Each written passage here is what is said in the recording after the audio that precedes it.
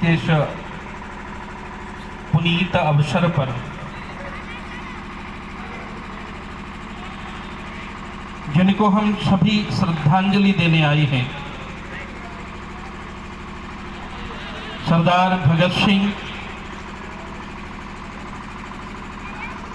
राजगुरु,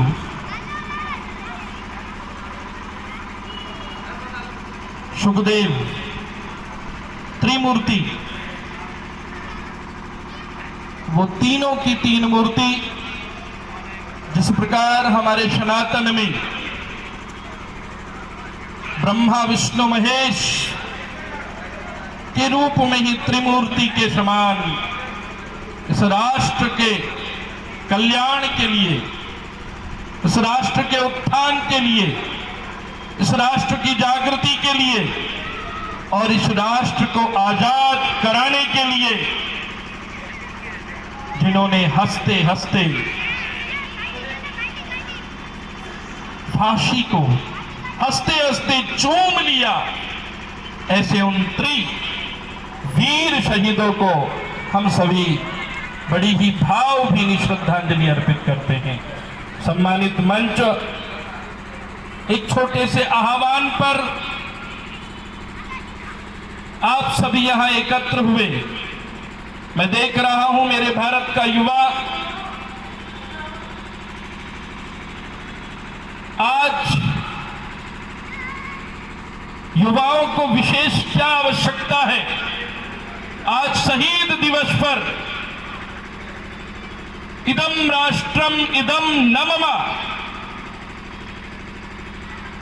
हम क्या दे सकते हैं?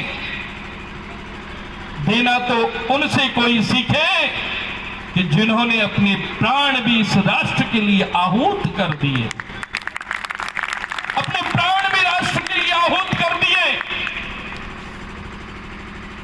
और मरने से पूर्व, अपने प्राणों को आहूत करने से पूर्व कह दिया कि मेरी मां को मत बताना, मेरी मां को मत बताना, और पता भी चल जाए तो मेरी मां को मेरे पास मत लाना, कहीं मेरी मां का अश्रु मेरे ऊपर दुख का ना मेरे ऊपर गिर जाए। क्या समर्पण था सरदार भगत सिंह का। समर्पण देखिए कि हंसते हंसते मृत्यु को स्वीकार कर लिया। इसलिए बंधुओं, ये शहीद दिवस खाली शहीद दिवस नहीं, ये शहीद दिवस प्रतिपल हमारे हृदय में रहे। एक दिन के लिए नहीं, 365 दिन हमारे हृदय में हर समय शहीद दिवस मने। हम प्रतिपल राजगुरु को याद करें, प्रतिपल सुखदेव को याद करें, प्रतिपल भगत सिंह को याद करें, प्रतिपल अपने महापुरुषों को याद करें और अपनी इस गौरवमयी परंपरा को अपने हृदय में प्रतिपल रखें। मैं आह्वान करूंगा युवाओं से, आप देख रहे हैं कैसा समय, चारों तरफ कैसी, लेकिन उसमें भी एक उम्मीद की किरण हमारे पास है।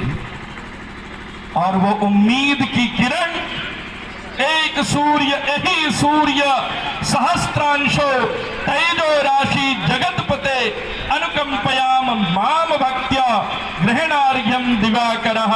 भगवान सूर्य जब प्रकट होते हैं तो सारे अंधकार को मिटा देते हैं और सभी को प्रकाशित कर देते हैं। आज हमें पूर्ण विश्वास है कि देदीप्यमान वो आर्यवर्त की परंपरा, सत्य सनातन हिंदू धर्म की परंपरा, अनेकों बार आतताइयों ने प्रयास किया, अनेकों बार इसको गिराने का प्रयास किया, लेकिन वो हर बार विफल हुए, कभी वो सफल नहीं हो पाए। उसका मूल कारण अगर कोई है तो सत्य सनातन हिंदू धर्म की मूल जड़। वो मूल जड़ क्या है? वो धर्म है, और धर्म हमारे प्राण रूप से संचार करता है। मतलब प्राणों को भी जो प्रसन्नता से स्वीकार करे, उससे बड़ा धर्म को कौन जान सकता है? वो भगत सिंह ने जाना।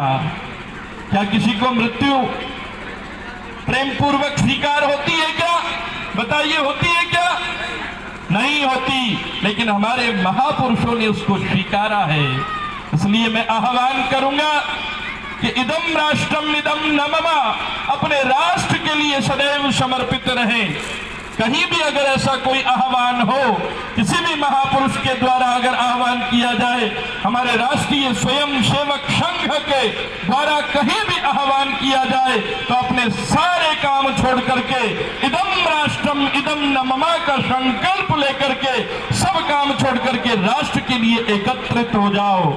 और ध्यान रखो, वहां भूल जाओ, वहां यह भी भूल जाओ कि मुझे ऊंचा स्थान मिलेगा या नीचा स्थान मिलेगा, या मेरा पद क्या है, या मेरी गरिमा क्या है। अरे हमारा कोई पद नहीं है, हमारी कोई गरिमा नहीं है। हमारा पद राष्ट्र है, हमारी गरिमा मां धरती है, बस उसी से हमारी पहचान है। अपने आप को ही तो पहचानना है और अपने आप को ही जागृत करना है।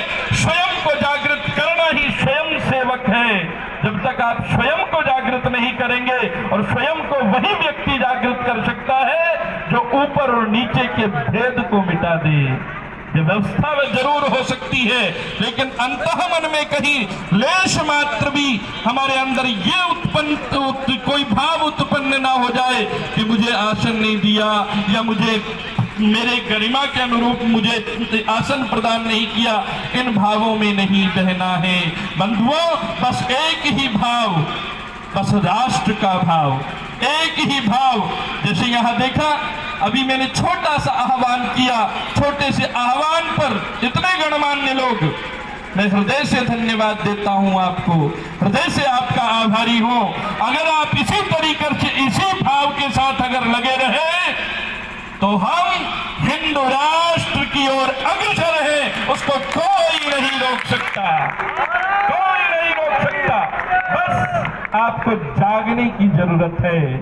मेरा हिंदू भाई जब जाग जाएगा, तभी हिंदू राष्ट्र तो हमारे रग रग में है। अरे हमें हिंदू राष्ट्र को बनाने की, हाँ एक व्यवस्था है, वो बनानी है, लेकिन उस व्यवस्था को बनाने में आपको पहले अपनी व्यवस्था को देखना पड़ेगा। हमारा अपना कोई भाई हमसे अछूता ना रह जाए, हमारा कोई भाई हमसे दूर ना हो जाए, इस विषय पर चिंतन करना पड़ेगा। समरसता का भाव आपके हृदय में आपको उतारना पड़ेगा। समरसता के भाव का संकल्प लेकर के नशा मुक्त, संस्कार युक्त और देशभक्त रहने के लिए हम संकल्पित हो। आज इस शहीद दिवस पर हम संकल्प लें कि मैं सदैव राष्ट्र भक्त होकर के अपनी भूमिका निभाऊंगा, संस्कार युक्त होकर के अपनी भूमिका निभाऊंगा, नशा मुक्त होकर के अपनी भूमिका निभाऊंगा।